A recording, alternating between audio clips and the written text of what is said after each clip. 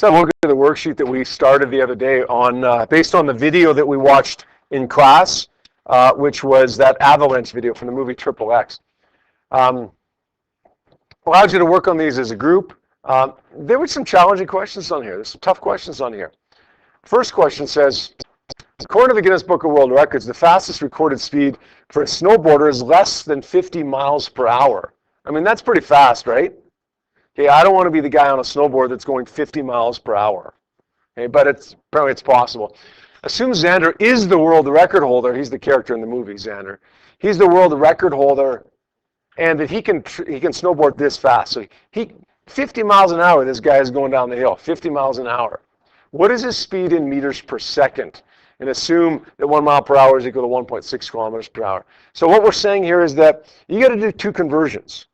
We want to go speed in meters per second, but we don't know how to convert miles per hour to meters per second. But I'm telling you how to convert miles per hour to kilometers per hour, and then you know how to convert kilometers per hour to meters per second. Now, there's probably a few different ways that people tackled this, and that's okay.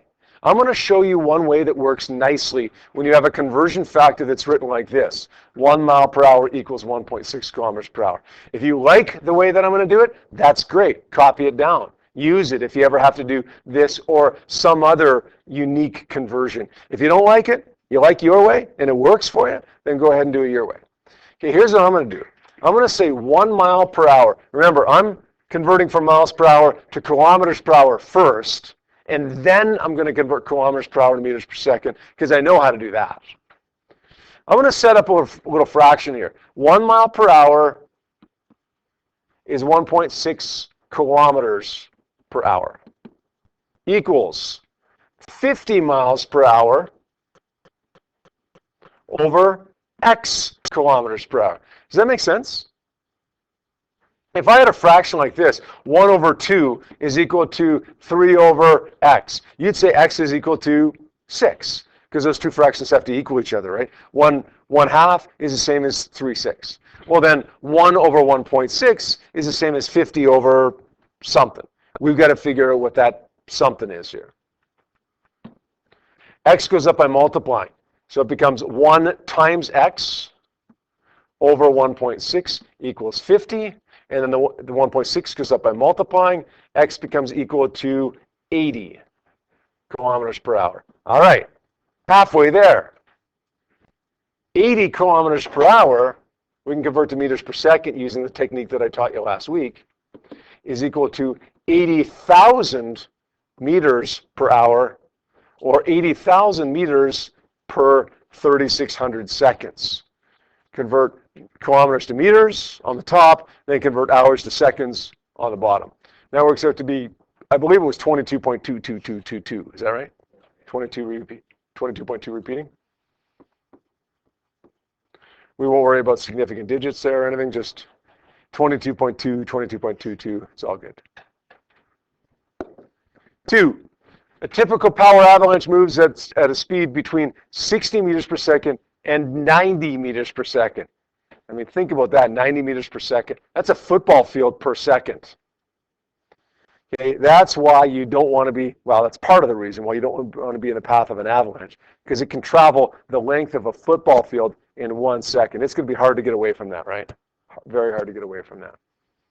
Is it possible for Xander to outrun the avalanche as in the movie clip? Why or why not? This is not a math calculation. This is a look at number 1, look at number 2, tell me if it's possible to outrun that. Yes or no? Why not? Who has a reason why or why not?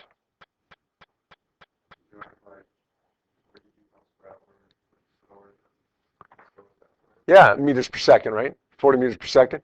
22.22 meters per second he's traveling. The avalanche, if it's a slow one, is moving almost 40 meters per second faster than he is. So it's going to catch up to him, right?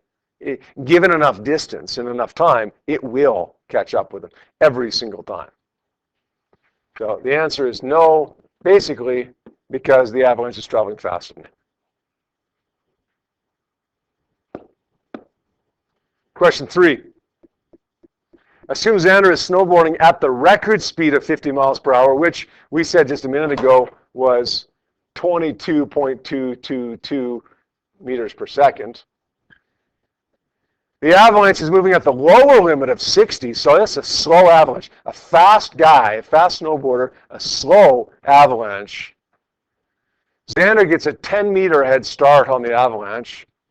How much time would elapse between the time that the avalanche starts and the time that it catches up with him? We know it's going to catch up, right? How long does he have before this avalanche overtakes him? Well, here's the thing. Okay? He's moving at 22.22. So the avalanche is moving at 60. It's going to catch up to him, but it's not going to catch up to him as quickly as it would if he was just standing there. Right? If he was standing there, a 60 meters per second avalanche would catch up to him pretty quick. If he's traveling at 22 meters per second, it's still going to catch up to him pretty quick, but not quite as quickly because he's kind of getting away from it a bit, right? It's chasing him down faster than he's getting away from it, so it's going to catch up to him, but he's delaying the inevitable by a little bit by running away from it, right? In the end, he's running away from it, in effect, not at 22, but at, rephrase that question. It's catching up to him, not at 60, but in effect, it's catching up to him at what?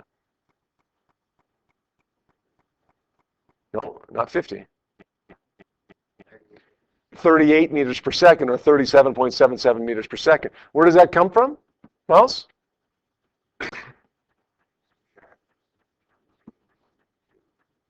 Right. It's going at 60. He's going at 22. Okay, it's catching up to him at 38. The difference between those two.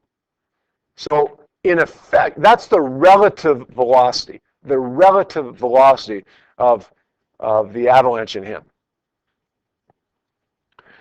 Now, if the avalanche catches up to him at a rate of 37.7, and it's got 10 meters to catch up, right? 10 meters to gain on him, then how much time is that going to take?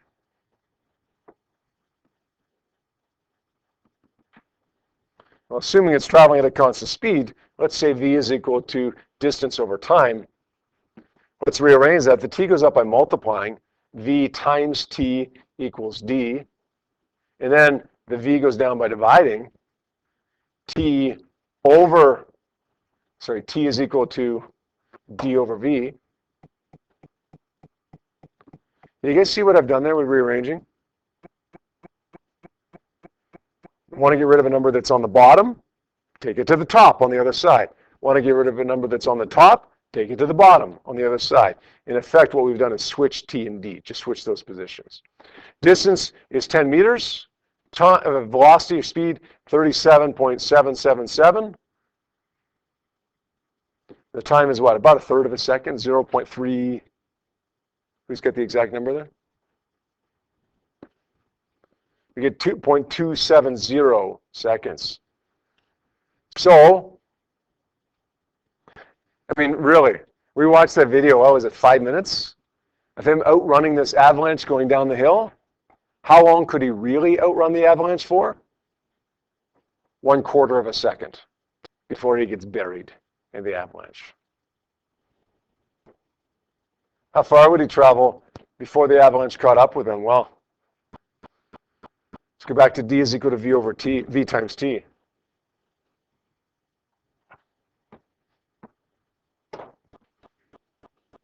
He's traveling at 22.222 meters per second, and the time that he travels for before the avalanche catches up with him, 0.270 seconds.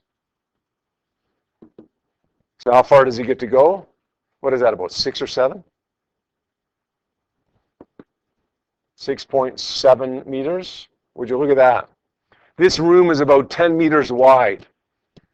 Okay, if this is where the avalanche starts over here, and that's where he is over there with Kenway, before the avalanche catches up with them, he gets 1/4 of a second to breathe still.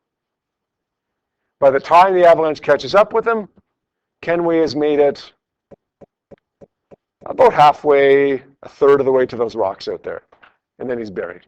So Kenway starts right here, makes it halfway to those rocks out there, and then he's buried. That's how well anybody, the best snowboarder, can outrun an avalanche. 5, I like this question. Kind of a qualitative one that you just had to watch the video and observe.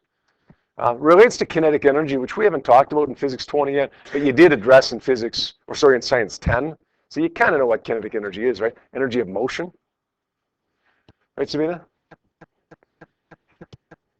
It's interesting that Xander is able to hold on to the antenna. Remember at the end of the movie, he comes up, nothing like fresh powder. Remember the classic line? He survives the whole thing. He's holding on to the antenna as the avalanche passes over him, and he's able to dig himself out pretty quickly. There's a very clear indication earlier in the clip that the avalanche has way too much kinetic energy for this to ever be possible. What is that indication? Anybody pick that up? Hand up? No? Yeah, and there was one specific spot where that cabin, remember that cabin that was on the mountain? The avalanche comes down and it obliterates the cabin. Yet he's able to hold on to an antenna as it runs past him. Like, seriously? So clearly you had way too much kinetic energy for that to happen. 6, is it ever possible to outrun an avalanche? The answer is yes, sir. You can survive an avalanche. Yeah, it's possible to survive an avalanche. Can you outrun one? No, you can't. You can't outrun it. No, even if you're in a car, you can't outrun it. Plus, then you're not really outrunning it; you're outdriving it.